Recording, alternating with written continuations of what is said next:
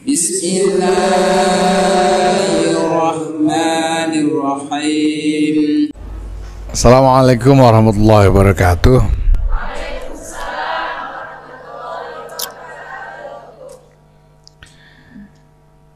Alhamdulillah wa syukurillah wassalatu wassalamu ala rasulillah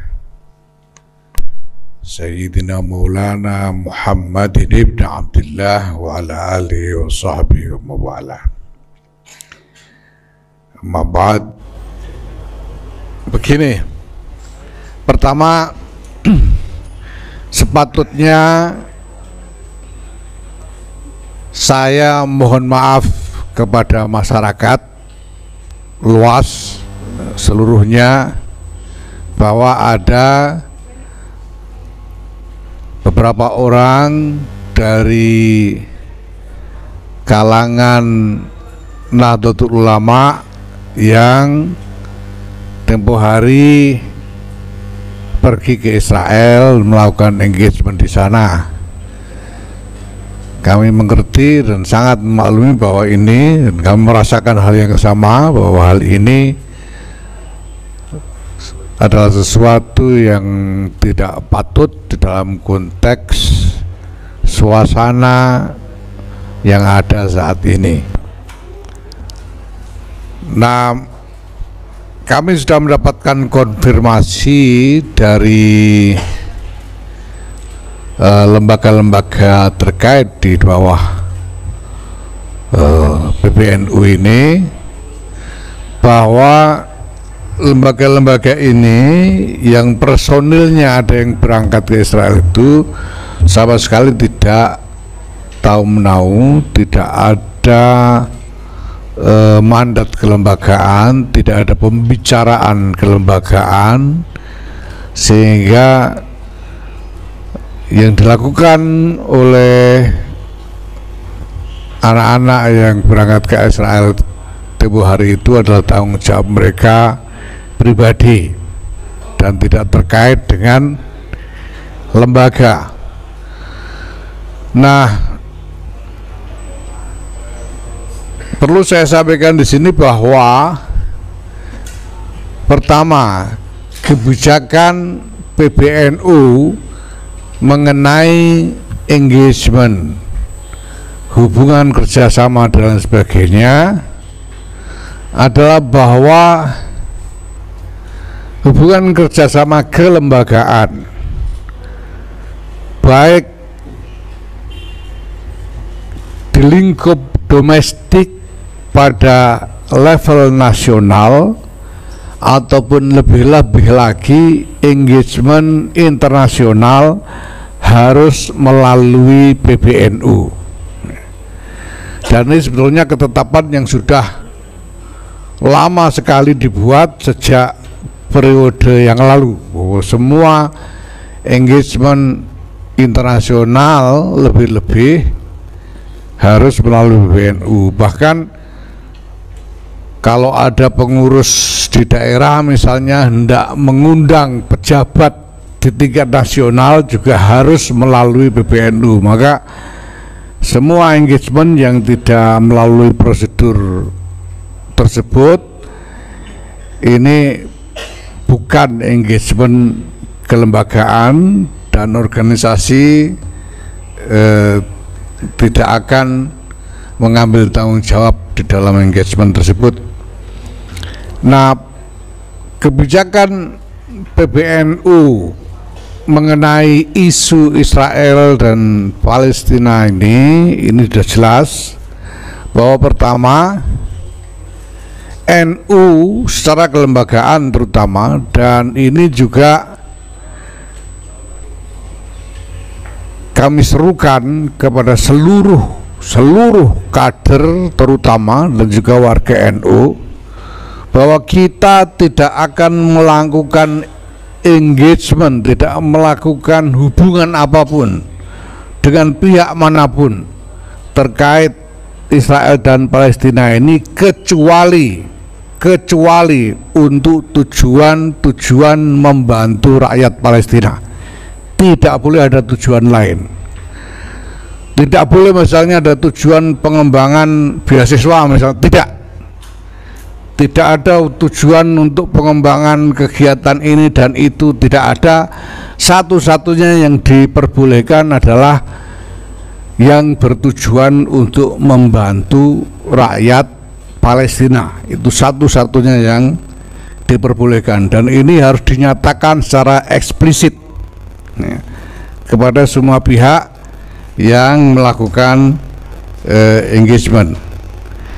Nah, dalam suasana yang ada saat ini, situasi yang ada saat ini, saya kira sebelumnya kita sudah menyatakan dengan tegas bahwa kita menuntut dihentikannya segera kekerasan, ya, gencatan senjata,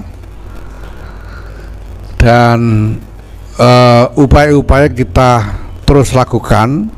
Ya, saya bisa tambahkan tentang prinsip membantu rakyat Palestina itu tadi, bahwa harus ada perhitungan dan perencanaan strategis yang jelas dan nyata. Dengan siapa melakukan engagement, hasilnya apa, ini harus semuanya harus jelas. Jadi tidak asal jalan tanpa terlebih dahulu merencanakan capaian-capaian yang ditargetkan. Nah, maka termasuk juga menanggapi keadaan saat ini, tuntutan kita untuk dihentikannya kekerasan, kita juga melakukan langkah-langkah yang nyata dan strategis, dan memang sungguh-sungguh kita rancang untuk mengarah pada kemajuan upaya mencari jalan keluar dari masalah yang ada sekarang. Misalnya dalam waktu dekat kami sudah melayangkan surat, PBNU mengundang salah seorang pejabat dari pemerintah Palestina untuk datang ke Indonesia. PBNU akan memfasilitasi sebagai tuan rumah untuk melakukan engagement di Indonesia ini dengan berbagai pihak untuk bersama-sama menggalang upaya bersama dalam membantu, sekali lagi membantu rakyat Palestina menuju jalan keluar dari masalah yang mereka hadapi saat ini. Nah, ada satu hal yang perlu saya tambahkan juga, bahwa baru saja kami menerima informasi bahwa ada satu lembaga atau organisasi yang bernama Pusat Studi Warisan Ibrahim untuk Perdamaian yang membuat website rahim.org.id, ya. Di dalam websitenya ini dia mencantumkan bahwa seolah-olah bagian dari jaringan organisasi ini adalah LBMNU, bahkan mencantumkan logo LBMNU di dalam websitenya. Ya, saya sudah melakukan klarifikasi kepada LBMNU di PBNU, ternyata tidak ada, dengan LBMNU PBNU tidak ada, dan setelah dirunut ternyata ini dari LBMNU DKI, ya, PBNU DKI. Nah, maka tadi juga saya sudah minta kepada Ketua Tanfidiyah DKI untuk melakukan klarifikasi ini maksudnya apa gitu, dan kami minta kepada lembaga atau organisasi yang bersangkutan, ya, untuk men-take down ini, karena kita tidak menginginkan ada klaim yang tidak diketahui oleh PBNU, ya. Nah, saya kira ini sekali lagi satu contoh bagaimana kegiatan-kegiatan dari lobby Israel di berbagai tempat di seluruh dunia ini terkadang tidak sensitif terhadap konteks realitas setempat, sehingga bukan hanya inisiatif yang dilakukan itu tidak membantu apa-apa terhadap Israel. Memangnya ini dengan berangkatnya 5 orang ini citra Israel jadi lebih baik di Indonesia? Kan enggak juga, malah sebaliknya justru orang-orang yang di bawah itu mengalami kerugian karena kredibilitas mereka kemudian ya menjadi terciderai karena itu. Maka saya sendiri sudah sejak lama melalui jaringan komunikasi yang saya miliki secara internasional sudah menyampaikan ke berbagai pihak supaya hendaknya ya kepentingan-kepentingan yang ingin melibatkan khususnya eksponen-eksponen Nahdlatul Ulama berhubungan secara kelembagaan dengan otoritas yang resmi dan harus dengan pertimbangan-pertimbangan yang matang dan juga mempertimbangkan sensitivitas yang ada di seputar inisiatif yang dilakukan. Nah, ini saya kira penting untuk diperhatikan ya. Kita tahu bahwa di Indonesia ini juga ada beberapa organisasi lembaga yang beroperasi sebagai lobbyist Israel dan advokat Israel, melakukan advokasi untuk Israel. Kita tahu, dan saya minta ya mau gimana lagi, mereka punya kepentingan silakan saja, tapi saya minta dalam hal ini ya engagement dengan berbagai pihak, khususnya yang berada di bawah wewenang saya adalah Nahdlatul Ulama.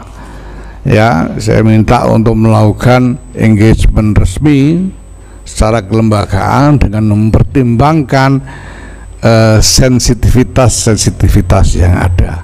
Ya, itu ada 5 orang ya, ada 1 dosen Unusia, ada 1 dari Pakar Nusa, ada 2 orang dari Fatayat, ada 1 dari PWNU DKI. Menurut keterangan yang kami himpun, mereka memang dikonsolidasi, jadi ada yang mendekati mereka satu persatu untuk diajak berangkat, dan memang mereka di sana programnya adalah sekedar ya pertemuan-pertemuan interface dialog semacam itu di sana dengan berbagai pihak ya, katanya tanpa agenda pertemuan dengan Presiden Israel sebelumnya, dan itu mendadak diadakan di sana. Nah, saya kira ini karena masalah ketidaktahuan ya, ketidaktahuan teman-teman ini tentang konstelasi peta dan lain sebagainya, karena ya mungkin karena belum cukup umur atau bagaimana ya, sehingga ya, jadi hasilnya tidak seperti yang diharapkan. Ini sebetulnya akibat dari tidak sensitifnya pihak-pihak yang mencoba melakukan approach, dan ini banyak sekali yang akan berupaya untuk menyeret NU ke berbagai agenda politik internasional. Itu akan banyak sekali, dan ini sudah kita perhitungkan sejak awal, maka kita menyusun satu set aturan yang bisa mencegah ini. Maka kepada semua kader dan warga juga kita minta untuk berhati-hati dalam soal ini ya. Nah, soal sanksi nanti kita serahkan ini misalnya jelas dari PWNU DKI akan melakukan proses ya, termasuk dalam soal tadi itu keterlibatan LBMNU DKI tadi akan diproses dan akan diberi sanksi. Aturan kita sudah cukup jelas dan rinci ya mengenai kesalahan dan sanksi ini. Ya, kalau bisa dikatakan ya bahwa mereka tahu tidak tahu mereka telah melanggar satu aturan bahwa semua engagement internasional harus melalui PBNU dan mereka tidak melakukan itu. Nah, nanti akan diproses, termasuk UNUSIA ini sudah menjadwalkan bahkan sidang etik ya, untuk sidang komite etik untuk itu, begitu juga Pak Garnusa dan Fatayat NU. Tapi ala kulli hal gitu ya, apapun yang terjadi, saya sebagai ketua umum PBNU saya mohon maaf atas kesalahan yang dibuat oleh teman-teman NU ini, dan ya saya juga memohonkan maaf untuk mereka kepada masyarakat luas ya, mudah-mudahan bersedia memaafkan dan mudah-mudahan tidak terulang kembali. Dan saya juga ke Israel atas nama pribadi dan saya mempertanggungjawabkannya secara pribadi ya. Kalau dari segi status memang kurang lebih sama, dari segi status ya, kurang lebih sama. Dan saya juga, kalau saya waktu saya ke sana saya tidak pernah menyebut-nyebut NU, tidak pernah ya, kecuali Gus Dur yang saya katakan sebagai guru saya ya, dan inspirator saya ya. Tapi segala sesuatunya saya bertanggungjawabkan secara pribadi ya. Nah, memang ada perbedaan-perbedaan. Misalnya bahwa pertama, Gus Dur sebelum melakukan engagement ke Israel, beliau melakukan konsolidasi terlebih dahulu. Beliau datang kepada kiai-kiai ya untuk berbicara dengan kiai-kiai mengenai masalah ini dan upaya peluang yang bisa dilakukan dan sebagainya, sehingga kemudian kiai-kiai itu merestui keberangkatan beliau. Sesudah beliau kembali, beliau juga kembali bicara kepada kiai-kiai yang mungkin jarang diketahui oleh masyarakat luar ya, sampai-sampai pada waktu itu ketika ribut sedemikian rupa, misalnya Bang Fahri Ali waktu saya ingat betul menulis di Panji Masyarakat ya menjelang muktamar ke-28 di Jogja tahun 89, beliau menulis bahwa Gus Dur sudah habis gitu. Karena di masyarakat ributnya seolah-olah Gus Dur ini menghabis, padahal Gus Dur itu udah selesai dengan kiai-kiai gitu. Kiai-kiai udah semuanya sudah mengerti, sudah memahami gitu. Nah, saya juga begitu, saya sudah sampaikan juga waktu itu ya, bahwa sebelum berangkat saya sowan ke sana kemari, bahkan saya waktu itu memberi syarat kepada yang mengundang ya, mereka harus ada yang mau saya ajak untuk ketemu kiai saya, dan saya ajak salah seorang tokoh Yahudi untuk bertemu dengan Kiai Maimun Zubair. Dialog lama sekali sampai 4 jam dengan Kiai Mustafa Bisri dan lain-lain. Saya juga sebelumnya saya temui Kiai Ma'ruf Amin, Rois Am, Kiai Said Akil Siraj ketua umum waktu itu. Saya sampaikan dan saya katakan dengan saya akan berjalan atas nama pribadi gitu. Jadi nanti kalau ditanya bagaimana, jangan diakui saja, pokoknya saya pribadi ini. Dan kemudian pulang juga saya lapor kepada semuanya sambil kepada publik saya bertanggungjawabkan secara pribadi. Nah, mungkin perbedaan yang lain adalah soal strategic maneuvering ya. Gus Dur soal manuver strategis yang dilakukan. Gus Dur kan datang ke sana nggak asal datang untuk sekedar acara ketemuan dengan orang ini orang itu, tapi ada engagement strategis gitu. Sehingga misalnya kenapa Shimon Peres, ya, kenapa bukan yang lain, kenapa bukan Yitzhak Samir misalnya, dan lain sebagainya. Ini soal strategic engagement. Kalau Gus Dur tahu betul di sana itu isinya apa aja dan harus engage dengan yang mana, kan tahu betul Gus Dur. Dan ini yang sebetulnya saya contoh, saya juga seperti itu. Saya bahkan melakukan konsolidasi lebih luas sampai ke Amerika dan Eropa, sehingga engagement saya waktu di sana ini betul-betul bukan hanya sekedar hadir untuk acara ini itu, tetapi betul-betul engagement strategis dengan jaringan global yang signifikan. Nah, maka yang tidak bisa asal-asalan. Tidak bisa asal-asalan. Nah, dari ini maka kita, ya saya katakan kepada ini teman-teman dari pimpinan lembaga ini, sampaikan kepada teman-teman yang berangkat itu, ini urusan pribadi mereka. Silakan pertanggungjawabkan secara pribadi di hadapan publik. Seperti Gus Dur dulu juga mempertanggungjawabkan secara pribadi, walaupun beliau ketua umum, saya sendiri juga mempertanggungjawabkan secara pribadi gitu. Karena lembaga organisasi tidak terlibat dalam inisiatif ini. Walaupun sekali lagi saya sebagai ketua umum mohon maaf ya, karena apapun juga ini anak-anak NU gitu ya. Ini anak NU, dan saya sebetulnya juga kasihan. Saya juga salah kok ndak nanya dulu, ndak ngomong dulu gitu ya.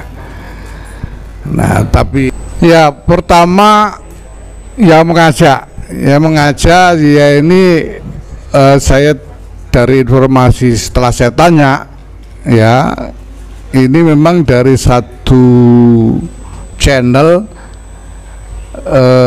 NGO yang merupakan advokat dari Israel. Jadi memang ada di mana-mana di dunia ini ada NGO yang memang beroperasi sebagai advokat Israel. Ya, jadi yang membantu citra Israel, melakukan lobby untuk kepentingan Israel dan lain sebagainya. Ini yang mengajak mereka dan mengkonsolidasikan mereka. Memang ya ini canggih sekali biasanya caranya, tapi sekali lagi seperti saya ingatkan tadi, ini salah satu, ini sudah sering kali ini begini nih, baik di Indonesia, di belahan dunia yang lain, di Irak dan lain sebagainya, mereka melakukan hal begini yang karena tidak sensitif kemudian justru menimbulkan masalah. Nah,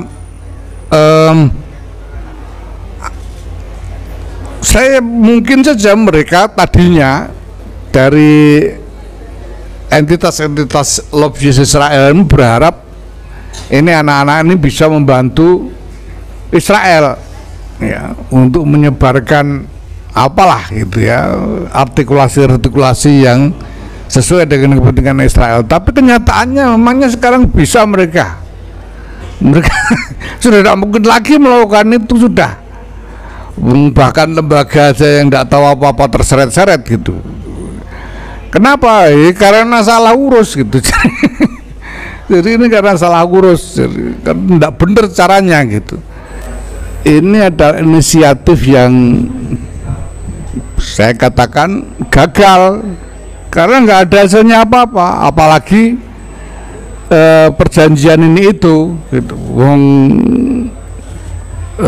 Dialog yang dilakukan juga tidak ada yang substansial untuk membantu rakyat Palestina, itu tidak ada gitu.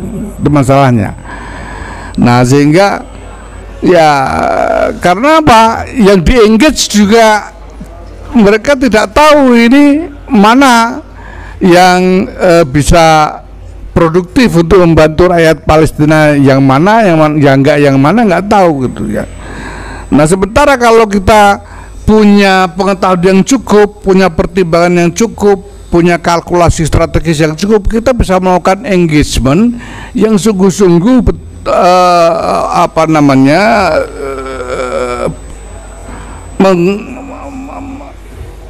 membuat real achievement, membuat kemajuan yang nyata. Misalnya kemarin waktu kita bikin forum R20 di Bali bersamaan dengan G20 ya, ini PBNU mengundang tokoh-tokoh Yahudi juga, rabi-rabi Yahudi.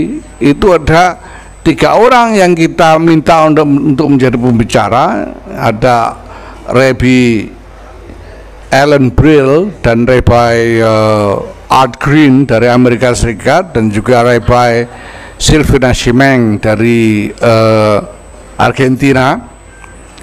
Kenapa mereka kita undang? Mereka ini adalah tokoh-tokoh dari gerakan yang menyebut dirinya sebagai gerakan Masorti di lingkungan Yahudi, yang menyerukan rekontekstualisasi ajaran-ajaran Yahudi yang selama ini menghalangi perdamaian. Seperti misalnya ajaran yang menyatakan bahwa martabat non-Yahudi tidak setara dengan Yahudi, misalnya. Itu kan ada ajaran seperti itu dalam agama Yahudi.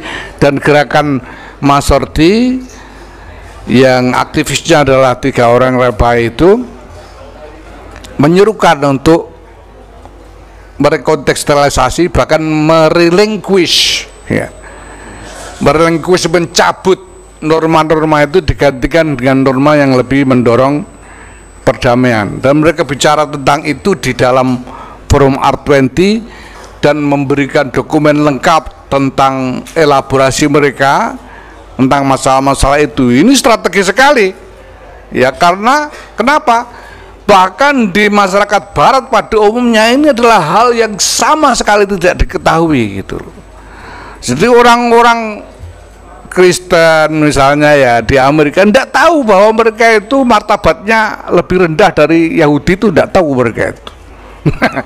Nah, ini justru ada gerakan di dalam agamawan Yahudi sendiri yang menyerukan perubahan norma ini supaya orang Yahudi bisa hidup setara, lebih harmonis dengan mereka yang non Yahudi. Ini namanya strategic engagement, dan hasilnya jelas. Buku ini kemudian kita kompilasi menjadi buku, kita terbitkan dan mendapatkan sambutan yang luas, yang luar biasa. Kita terbitkan bersama UGM Press ya, mendapatkan sambutan. Namanya strategic engagement, yang memang kita rencanakan ya, dengan kalkulasi yang matang gitu. Kita engage dengan siapa, soal apa, hasilnya apa, itu semuanya jelas. Nah, ini yang kita minta diperhatikan oleh khususnya para kader dan warga NU dalam soal ini ya. Dan oleh karena itu juga PBNU ya, Nahdlatul Ulama secara organisatoris juga telah menerapkan aturan bahwa semuanya harus melalui PBNU. Semua international engagement harus melalui PBNU. Nah, soal berangkatnya bagaimana, itu soal ini kan cuma karena masuk berita aja teman-teman nanya ini. Sebetulnya teman-teman kan tahu selama ini yang tidak masuk berita itu juga sering orang keluar masuk sana dengan seenaknya, dengan cara apapun yang mungkin gitu ya. Ya, jadi soal visa dan lain-lain itu saya kira itu udah biasa. Itu biasanya mereka ya jelas bahwa visanya tidak didapat dari Indonesia karena nggak ada perwakilan Israel di sini ya, tapi itu bisa saja diatur ya. Itu soal teknis yang sebetulnya sudah biasa dilakukan selama ini oleh siapapun yang melakukan perjalanan ke Israel ya. Saya kira demikian.